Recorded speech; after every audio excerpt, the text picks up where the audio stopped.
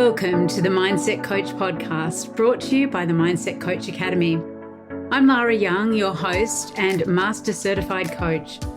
Whether you're a seasoned coach or just starting your coaching career, this podcast is your go-to resource for all things mindset, coaching, and personal development. Each week, we bring you expert insights, practical strategies, and inspirational stories to help you become the best coach you can be. Our guests range from leading industry professionals to successful mindset coaches who share their secrets for creating lasting change. Plus, I'll be answering your burning questions and sharing tips from our ICF and multi-accredited Mindset Coach certification program. So, if you're ready to elevate your coaching game, stay tuned and let's dive into today's episode. Hello, everyone, and welcome to this week's episode of the Mindset Coach podcast.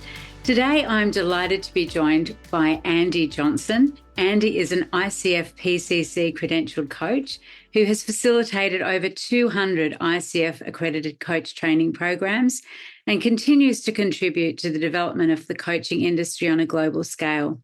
Andy's coaching practice began in London in the early 2000s, providing him with experience coaching at a senior executive level across culturally diverse and complex environments.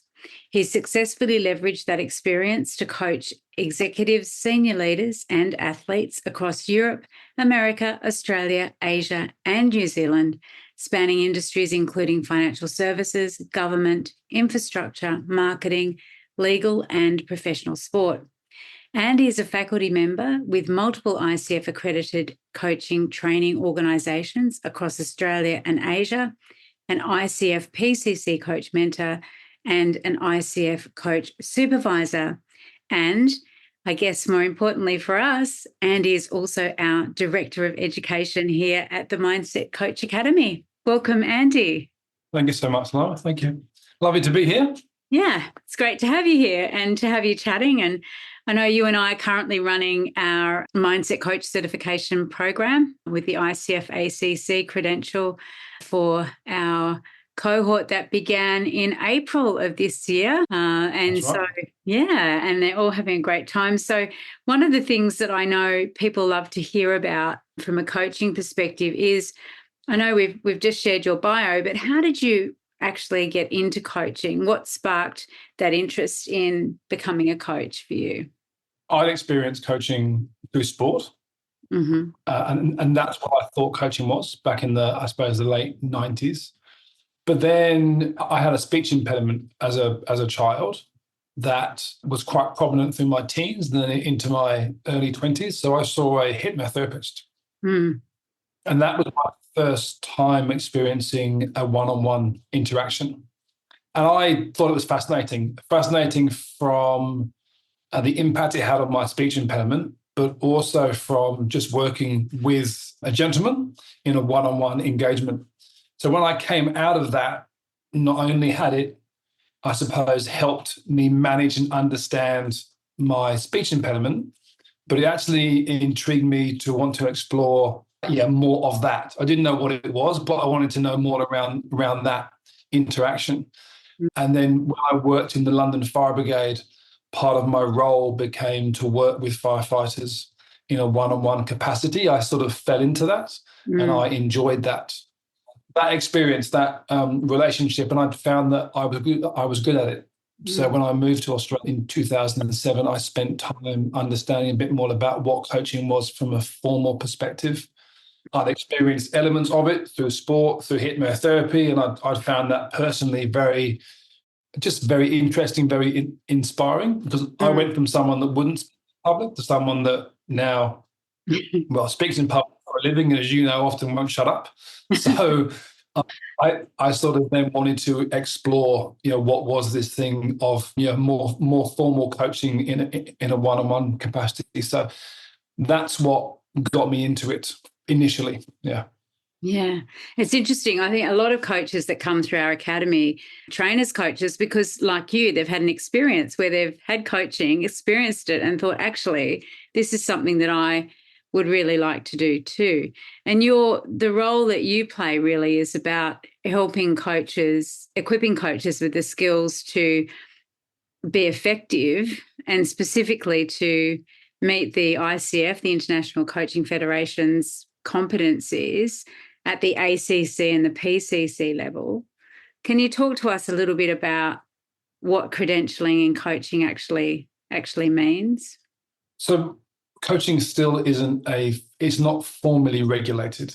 But I suppose in the 15 odd years now that I've been an accredited coach, I've seen the appreciation for what good coaching is change. And from an industry, in terms of the client perspective, have a greater understanding that as coaching as a appreciated process has become more understood, there's an increased understanding for what is good coaching. Yeah. So what I've been observing is that the market now understands that in order for someone to be a coach, they need to have some kind of formal training, formal education. So as the industry is becoming more regulated, we're working with lots of people who are new to coaching, but lots of people that have been doing it for a long time, but now realize they need to get some formal credential, something that supports the work that they do and allows them to continually develop those coaching skills. So I've seen over that 15 years the accreditation become more sought after by individual coaches and also by the market as a recognition of someone that essentially knows what they're doing and they're trained in it and they are continually working on that practice. Yeah, I think it's a great point because coaching is unregulated as an industry. Anyone can hang up their shingle and say I'm a coach, but I think the benefit of coaching credentialing and coaching certification is that we're equipping people with the skills, the tools, the techniques, the understanding, the mindset to be able to be really effective and to help their clients to reliably and consistently achieve those outcomes, those transformations that they come to coaching for. And certainly I know it was one of my motivations for starting the Mindset Coach Academy was recognizing that there were people out there in the coaching profession who, perhaps with all good intention, were making big promises to clients that they couldn't actually fulfill because they weren't equipped with the tools to be able to do so. So we've noticed an evolution in the need for credentialed coaches, but let's have a discussion about what does that actually mean in practical terms. So what are the sort of things that we are teaching our coaches in the certification process? And perhaps if we start with the ACC level. So the ACC level, we're teaching those foundational skills. And what I mean by that is it's equipping people with a structure and a process that they can follow. Because for some, the first point is to understand that coaching is different to other roles that they play. Yeah. It's different to other relationships that they perform. So therefore, the process, the structure. So we teach them that structure. Some of it is very much looking at some of their conversational habits. So how do you ask questions? What do you listen for? How much time do you take up in that conversation? And other parts is their belief about the other person. So having the right mindset as the coach allows you to stay in that role of coach. So the mindset that we hold as coaches, but also the mindset that we hold or that we hold for the people that we're coaching.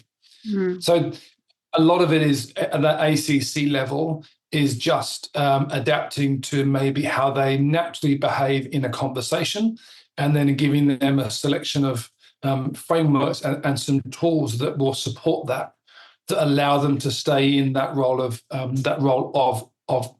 coach. And just I'll say one more thing. It's a knowing and a doing process. So they need to be able to understand the academic element, the methodology behind coaching, but then we spend an equal amount of time doing it because you've got to be able to practice it. So we always look at both sides of that coin. Yeah. And part of it too is I think there's other dimensions, because there's the doing, which, we make a lot of space for in our certifications for people to actually practice their coaching in the live environment. There's also two other elements which are important, and perhaps you can speak to those around reflection on how we are showing up as coaches, as you say, our presence and those kind of things, but also supervision and mentoring.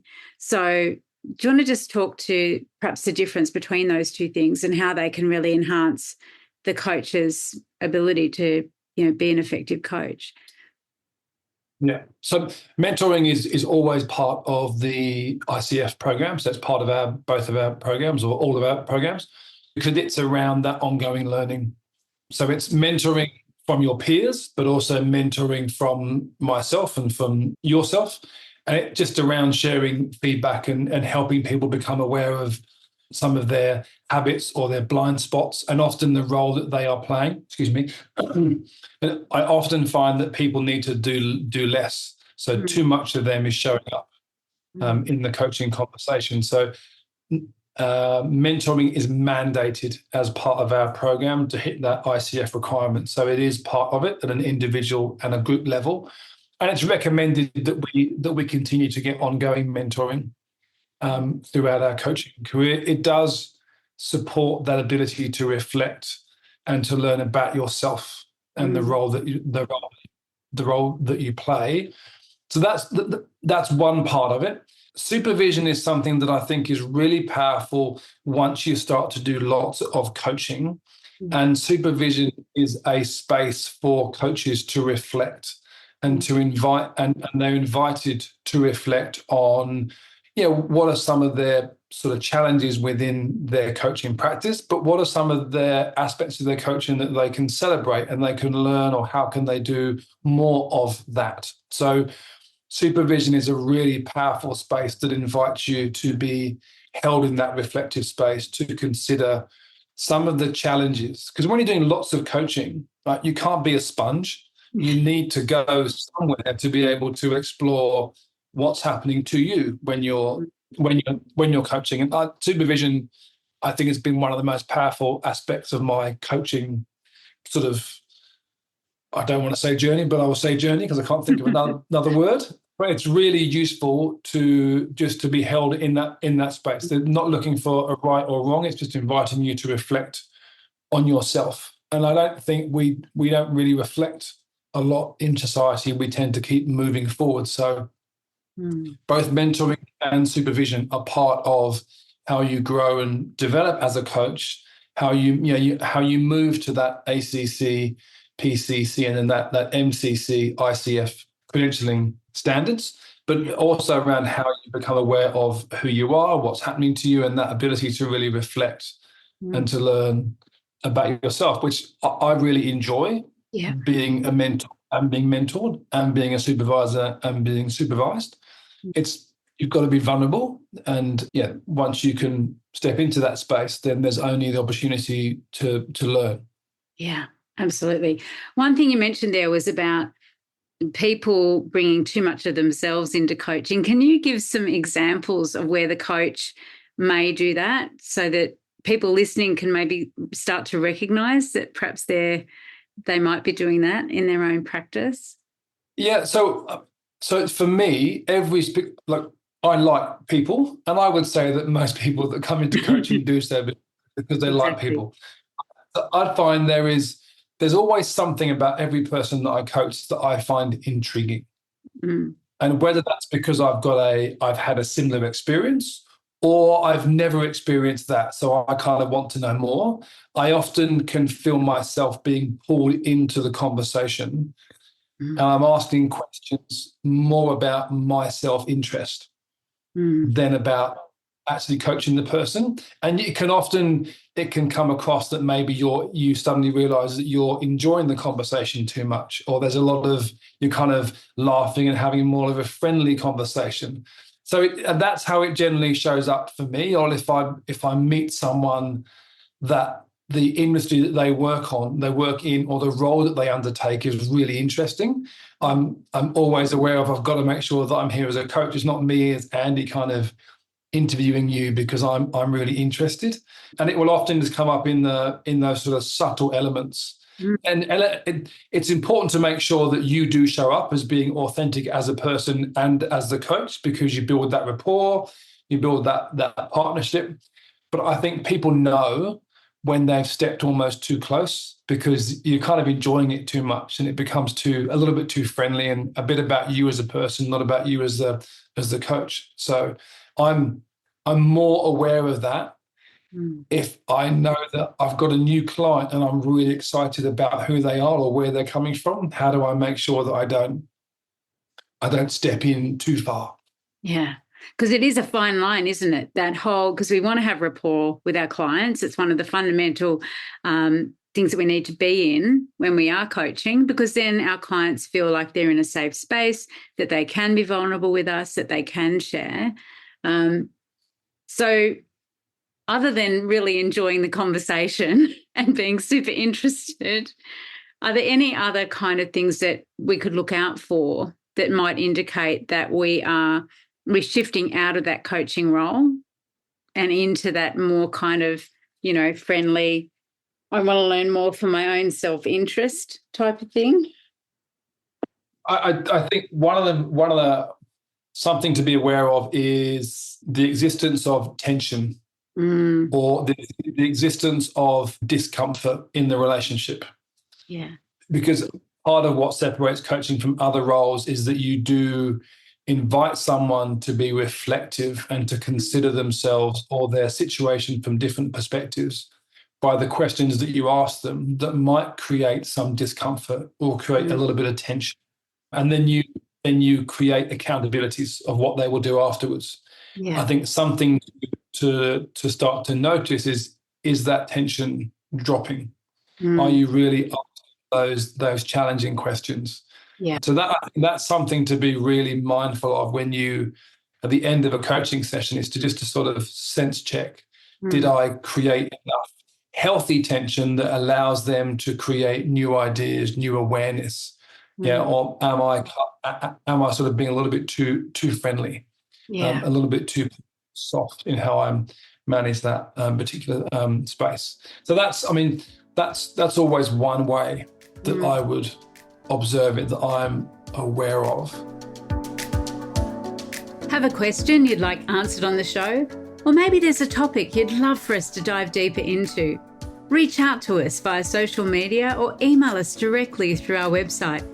Your input helps us create content that's relevant and valuable to you. Remember, this podcast is here to support you on your coaching journey. So please do connect with us. We can't wait to hear from you. The pure coaching role is distinct from the consulting role or the mentor role or the therapist role. And that's another distinction that we have at the ACC level in coaching, is that we're really coaching the what, and we're doing pure coaching. We're not telling our client what to do. We're not offering suggestions unless we have permission to do so. And I think we notice in a lot of coaches who are, well, I was going to say early in their career, but I think either end of the spectrum, who have developed a set of bad habits, which is giving advice, telling the client what they would do, stepping into those other roles, not within any ill intent, all under the guise of helping and supporting, but that is not what pure coaching is about. So how would you describe or define pure coaching as opposed to consulting or mentoring or therapeutic intervention? The way that I set it up is, so we talk around the mindset and the belief that you have, that the people you're working with, they hold all of the potential, all of the resources and the capability that they need to be able to grow and to move forward. And if I look at consulting, for an example, you're paying me to share my knowledge, my skills, my capability, right? If I look at, so that's right, if I look at sort of a therapeutic relationship, there's a higher level of emotional content. It's much more of a possibly like a softer, friendlier relationship that may look backwards before it looks forward. Yeah. So if I look at those two, so and also different between mentoring, right? I can coach anyone, but I couldn't mentor everyone and I couldn't consult everyone. In order for me to mentor you, or you want me to consult with you on something, I have to have life experience that you want to learn from, or subject matter experience that you want to learn from, which means I will be the expert in some form and I'll be sharing that expertise. And then if I have a look at those therapeutic pursuits, they look backwards. So coaching looks at who you are when you come into a coaching session and who you want to be in the future. So moving forward. So it looks at how you present now in your current reality, and then where you want to get to. So where do you want to move forward to? Yeah. And in doing so, I don't need to be the expert. You're the expert of you. It's easier if I don't know anything about you. So if I stay in that role of coach, I will work with you as you might choose to look backwards, but I won't take you there. Yeah. You might ask me for my advice and my experience, but I won't offer it to you. I stay in that role and I invite you to reflect and to look at yourself and situations differently, which takes cognitive effort and energy. But I hold the belief and I invite you to connect with the belief that you've got everything that you need at that time to be able to get to where you want to. The challenge is, and I've said this before, that as humans, we're quite lazy.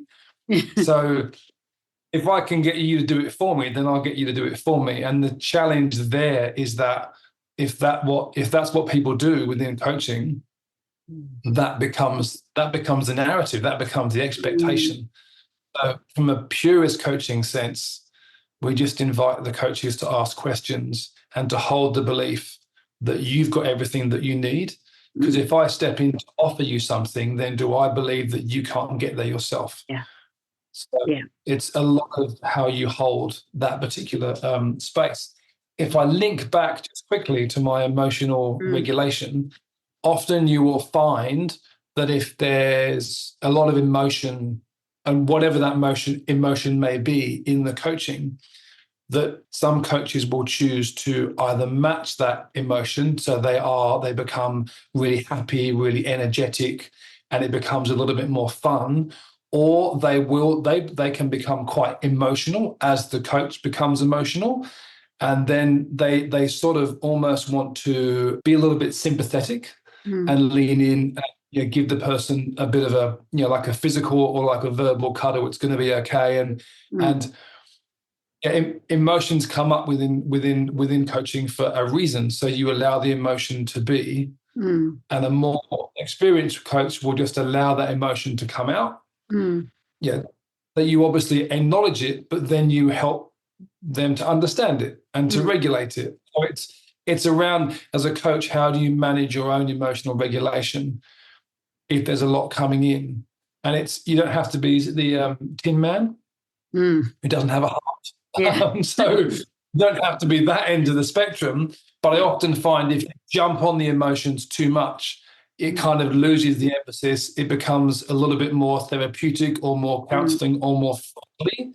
And that's when you go, well, here's what I would do. And people can drop into giving advice. So I think how you learn to work with your own emotional regulation and the emotions that come up within coaching and hold that tension, hold that space, that allows coaches to kind of move into sort of being really exceptional coaches. It comes with practice, comes with experience, but understanding what's your role in that relationship. Yes, absolutely key. And I think that whole piece around, there's a few, there's several important things here that are, there's a whole piece about accountability, because we cannot be accountable for the results. We cannot be responsible for taking action. It's our client that takes the action. It's our client that brings the material. It's our client that has the inputs in the coaching experience. And what we don't want to do as coaches is to create codependence. They can't move without us. They can't move forward without us. They can't do things without an instruction or an action plan or what have you. What we're building is independence and, motivation and responsibility, and that belief in themselves that, yes, they can do it. And they don't necessarily need someone else to be able to take any of those actions. And that's really, really important, role in coaching. And often I was doing some coaching observations this morning, and there was a sentence that one of the coaches kept saying, which was when they came to action planning, she was asking the client, so what are we going to do next?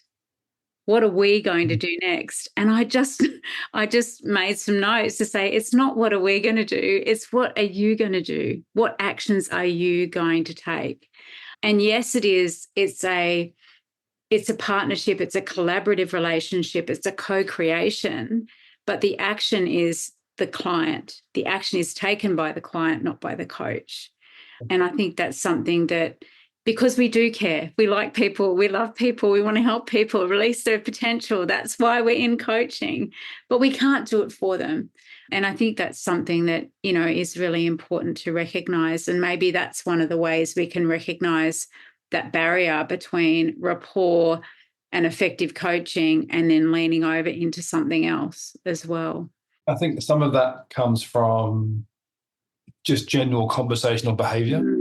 And people being unaware. So a lot of what we do in those observations is to make people aware. So through the programs that we're running, you're going to be learning a huge amount. Yeah. But we're also going to invite you to unlearn so that you can create space. And sometimes it is just being aware of the language that we use, but what's the impact of that language if you continually talking, what are we going to do? It comes down to some of those just finer elements. Yeah.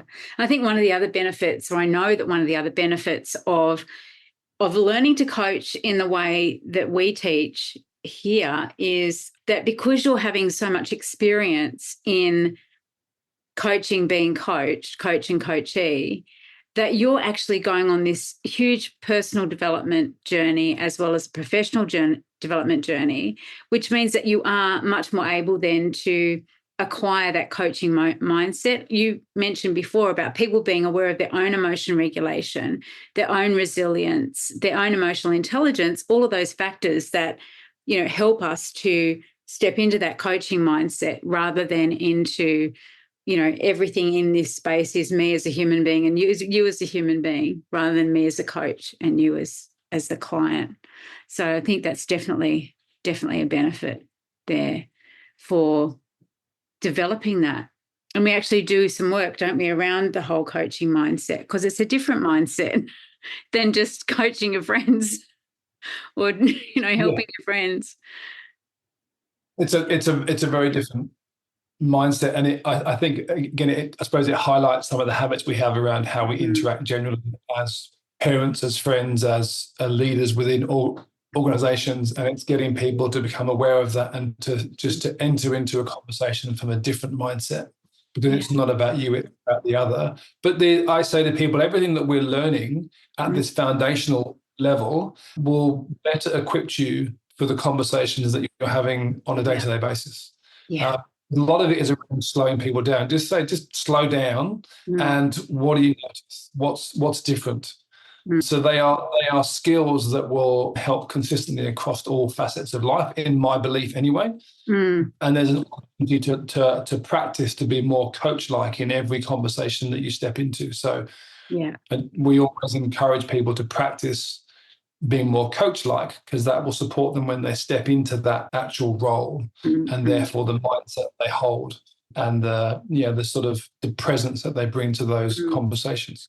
Yeah, I love that. And I love actually how we've integrated those communication tools and techniques, those patterns, those things from, for example, from neuro-linguistic programming, where we are paying much more attention to what language is used and what people are actually doing physiologically and all of those kind of things. So we are listening we're encouraging our coaches to listen in a whole new way. And one of the things that I always say to people is, you're going to start to become a little bit annoying to your friends and family, because you're going to be asking questions, you're going to be probing more deeply than perhaps you've been doing before. And so, yeah, it does have that added benefit, doesn't it, of improving, as you say, relationships, conversations outside of the coaching context as well as within the coaching context. And it's interesting because when you learn these tools and techniques, you can't unlearn them, and you're practicing them in everyday life.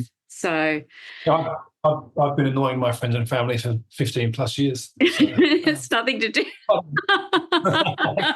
nothing to do with the coaching skills.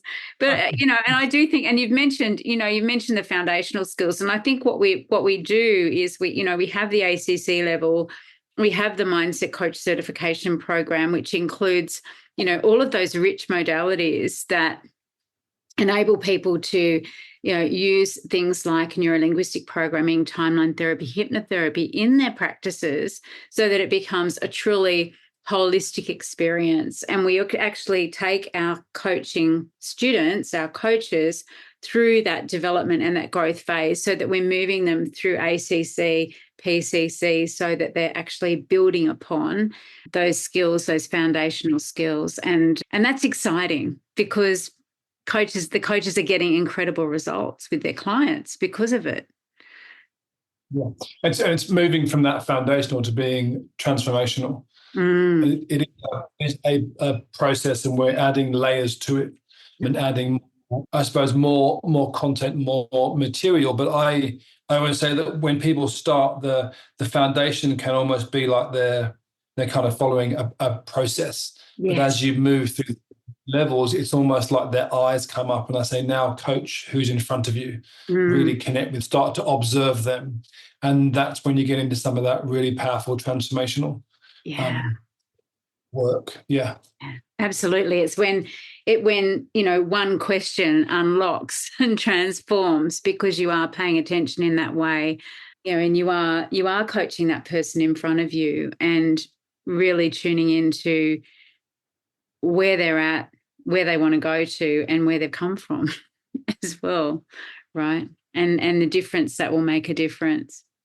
So what do you see? We're obviously in the process, you and I, of co-creating some more programs here for the Mindset Coach Academy. We've got our ICF ACC program, the Mindset Coach Certification program, and our Master Mindset Coach Certification program. We're developing some more. What do you see as, I guess, the future of, the importance of coach education, as, more and more, coaching is a multi-billion-dollar industry worldwide. It's becoming regular, the need for powerful credentialing is important. It's being recognised as being more important. So what do you see as being the sort of future need for that, and particularly the sort of programs that we're developing here? I think it will allow those people that are very much committed to becoming a coach as a career. Yeah. I think there's some people out there that they might go through an ACC sort of program because it improves how they lead, or it improves who they are at work. They might coach internally. Yeah. I think ongoing need for coach education through formal programs, but also through programs that will allow you to accrue coach education points. I think it just allows you to develop your coaching, and it sort of demonstrates that you're serious about your craft and serious about your practice. Because I believe that, if you look at where the world is now, it's very much on demand. It's getting faster. It's getting more competitive. So the ability to work with a coach to support you through some of those life challenges, I think will become more, I would say, almost appreciated and understood. I know when I started, a lot of those senior executives and people that work with coaches kept it quiet because it was a little bit, I don't know, it wasn't really understood. Yeah. But I think now it's appreciated, and it's almost to a certain degree surprising if you haven't worked with a coach at some point in your career for your professional and personal development. And through the offerings that we have, it covers everything. So it can be very much focused on you as an individual and who you are as an individual. Like, in terms of the hypnosis that I went through was around my internal belief system about my inability to speak in public and the anxiety that was causing that and everything else. But then you can also have a look at, from a career perspective, coaching that will look at you, how you improve your career and where you want to grow. And I suppose what would come across that would, for me, would be that sort of complete health and well-being perspective. Yeah. Because the most consistent feedback that I get is that it gives people a space, whether that's once a fortnight, once a month, whatever, where it's 1 hour that's just about them. Yeah. And it's non-judgmental and it's confidential. And that, in, I think, an ever-increasing competitive, fast-paced world is unique and very much sought after. Yeah. So a lot of the feedback I get, they just say thank you because you've held a space for them. So I think ongoing coach education to understand, I suppose, the scientific element on the demands on human performance and how we continue to understand how we interact and how we grow will support people in terms of how they grow and the challenges that they face. I mean, I've been through some very niche training around ADHD coaching, and there's lots of those elements out there that I think there'll be a greater need for coaches that really want to continue to grow their craft and be. I think they'll be very sought after. I also think, whilst I'm on my soapbox, that the ability to coach virtually is really powerful. That allows coaches to get out there on a global scale. Yeah. So I think that's everything that we teach is applicable if you're physically with someone, but also if you're virtually with someone. It takes a little bit of, I suppose, of courage and a little bit of creativity, but everything is applicable whether you're with the person physically or whether you're on opposite sides of the world and you're sitting on a screen as we are now. Yeah, absolutely. And I think the whole focus of coaching these days is, around really creating that space, really creating that support, but also really creating that knowledge in people that they can achieve whatever it is that they want to achieve, right? That, there are ways that they can actually, have a fulfilling relationship, have a solid financial future, have a wonderful career, whatever it is, whatever shape it is. And I also think, and I know, I've coached a lot of executives in my career, and I also know that, coaching, when you go in a career coaching space or a leadership coaching space, it's never just about the leadership. It always is about the whole person. And I think coaches being equipped to actually coach holistically using different modalities and tools and techniques is also going to be something that is increasingly needed, so that, there is a full toolkit of coaching interventions, coaching techniques, and some of them may stray into therapy or they may stray into consulting or mentoring, right? Because we as coaches come in as whole people with a whole lot of different experiences as well, and that can only be of benefit. But I think the foundation of it all is having those solid coaching skills and those foundational coaching skills. So, they really support our ability and coaches' ability to help their clients to get those results. So it's exciting times ahead. Yeah, I think the industry will only grow, and those that offer credentials that continue to sort of what we offer continues to grow as well. Yeah. I think those are the organizations that will become, I think, big players in the industry. Yeah.